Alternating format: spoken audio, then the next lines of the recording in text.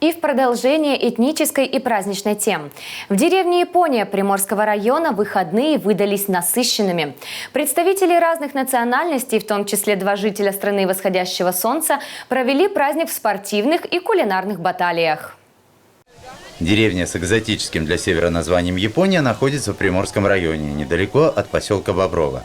Рядом северный лес, в котором и развернули лагерь 5 команд, чтобы отметить День России. А в их составе представители национальных объединений, иностранные студенты и местные жители.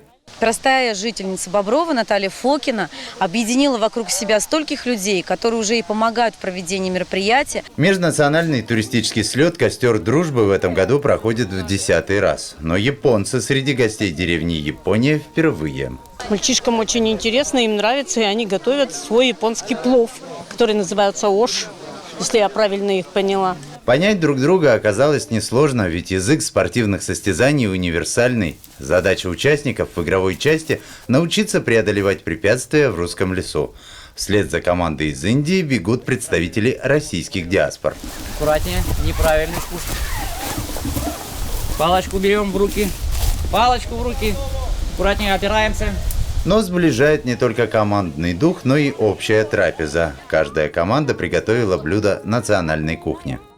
Это мы готовили, это будет какой хлеб, сахар. Это индийский традиционный еда. Как называется?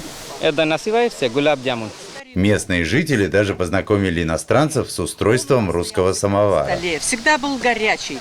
Пили по чашек много, очень много. Сидели с сахарочком, откусим понемножечку. И на блюдечке еще, знаете, так. Ну и, конечно же, как без песни под северную уху. Краснодевица вела кудерышки, да на реке оставила ведерышки. Всем известно, язык музыки интернациональный. Ну, с индусами, конечно же, Джимми, ача.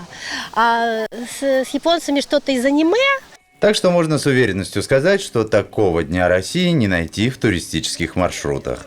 Очень важно, когда общественные организации используют самые разные инструменты и формы реализации такой сложной темы, как государственная национальная политика. Такие инициативы всегда будут в фокусе внимания Департамента внутренней политики и находить поддержку органов государственной власти. Кстати, в самой деревне Япония проживают представители 19 национальностей, так что радушия и гостеприимства хватает на всех. Алексей Макеев, Денис Линчевский, Регион 29.